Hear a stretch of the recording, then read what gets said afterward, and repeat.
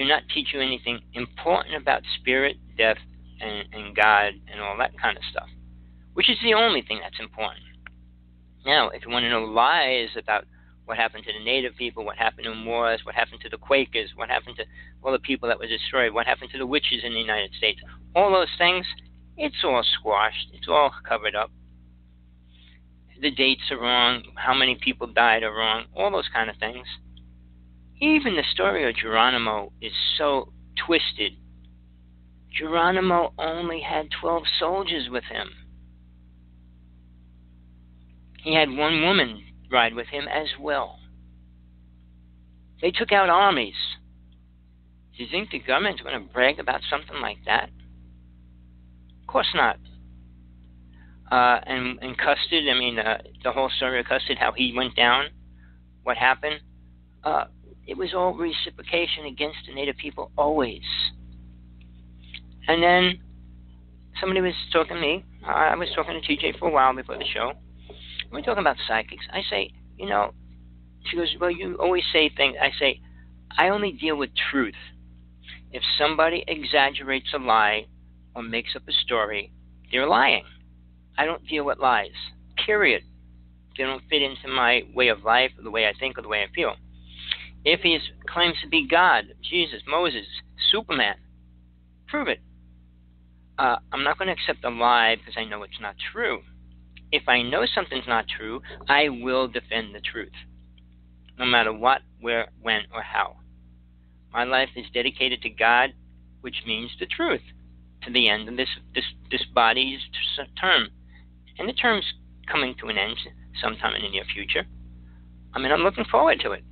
Oh, well, no, I had 5 death experiences. I understand that as well. I spent 35 years traveling out of my body, all those things. I used to say, well, take my experiences and give them to those people that don't have them. I used to say that a lot. I lost my experiences after I said that too many times, but I also realized people only get what they deserve. They don't get more. And when people think they're going to get a lot more from God, Spirit, because they pray, you think, here let's go to simple thinking. You're Superman, you're God, you're whatever you want to be. All right, but you're powerful. Somebody's going to tell you, you need to buy them a house. Do you buy them a house? Somebody tells you they want you to build them a giant gold castle. Do you do it for them? It's usually money. People go to God for money. Like God's a banker, or the magic banker that sends magic money down to this planet. And then when people pray, oh, I got my money. Well, you know how you get money? Create an idea. Work. Do something to make it happen. It's simple. It's not complex. So when people go on and on about this and that and that, well, God, and I know people don't like to hear that word because they don't know what it is or how it works or what it really is about. But using your simplest mind or thought thinking, however you want to look at it, when you use the word God, what's it mean to you? This man that stands up there and protects you and takes away your sins and all these ideas. It's no longer a God, it's a man. It's an image of a man. If you have that image of God, you're looking at man's image, not God's image. If you think God couldn't grant everybody on this planet everything they wanted, you're also mistaken. But why would it? An ant might want to be Superman. A caterpillar might want to be the President of the United States. So they all should just become that because they desire it. And then that other word, which I'll attack whoever I hear say it, spiritual. I use it a lot, but I use it in the content that there are no spiritual people on this planet. Oh, that says a minister, a rabbi, a pope, a shaman, a medicine person. They're spiritual? Okay, if you say yes, why? Well, belief, idea programming. But are they that powerful? Can anybody on this planet truly prove that they're psychic to 100%? And I talked about that yesterday, but being psychic, and I was trying to get into this already, but very few people on this planet have the ability to be like the percentage of like 95% accurate. A couple people I know, they gave Sean David Morton a credibility of like 86%.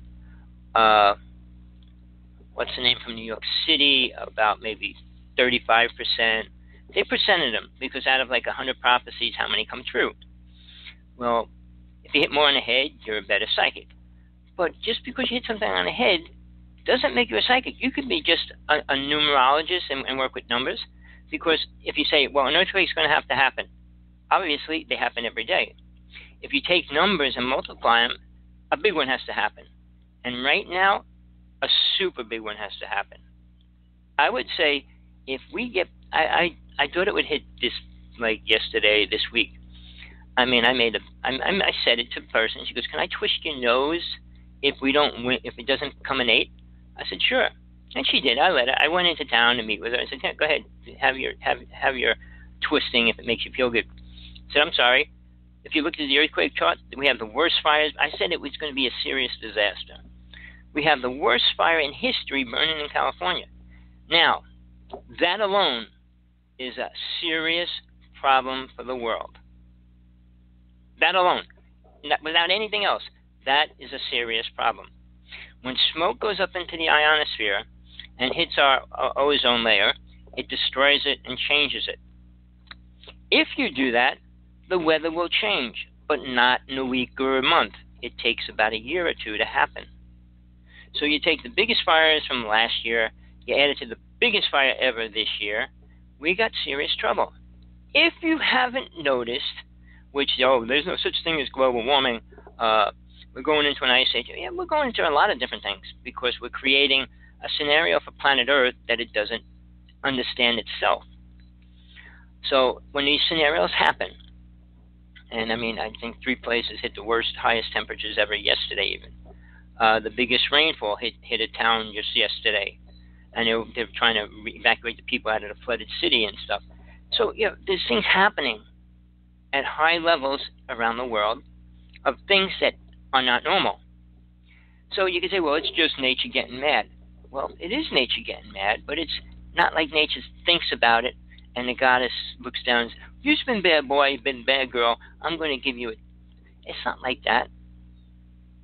You put too much energy on a part of the planet, it sucks in more energy from something else.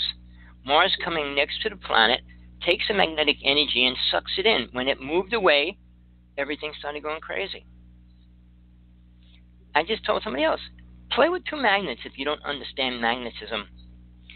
And put 2 magnets on a table, put a piece of paper over them, and sprinkle iron filings on them.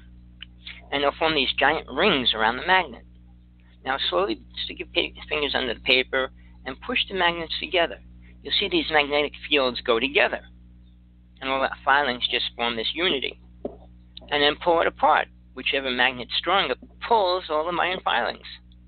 So which one ever has the stronger magnetic field affects the other by pulling away what it had. And I mean, just the moon alone has a magnetic field on planet Earth, which gives us the tides. So we got a lot of this energy that happened over the past month with the moon and the planets and Mars. So we're going into a phase where aliens know what happens. Whether they're happy about things or not, that's a different story. Aliens have an agenda. Everything in life and death has an agenda. Whether they're aware of the agenda, whether they admit to what their agenda is, it's there.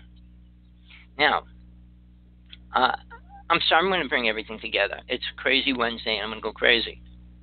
When you take everything and push it together, what is it? It's all one thing. It's all part of, we're not one consciousness, but it's all one agglomerate of squished stuff together. And if you ever think we're all going to think the same, if we're all one, we would think the same. You can't be one with something and think the opposite. Then you're not one with it. And then, to say you're one with something, be one with God. What's God think? Tell me one thing that you know God thinks about. Your puny little butt? I doubt it. What you're going to eat for dinner, I doubt it. You're going to go out and buy a limousine, I doubt it. So when man talks, they talk from ego. Ego can be a good thing if you use it in a minute way.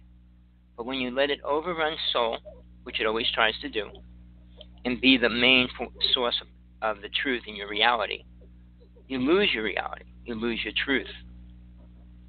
There is only three truths. Your truth, my truth, and God's truth.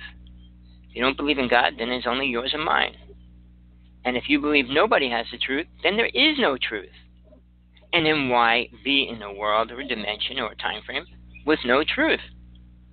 Well, I have to. You don't have to do anything. You can just go out and jump in the ocean. You can do a lot of things if you understand what life and death is. Take it from a person that had 5 death experiences, and I know what it is to try to commit suicide.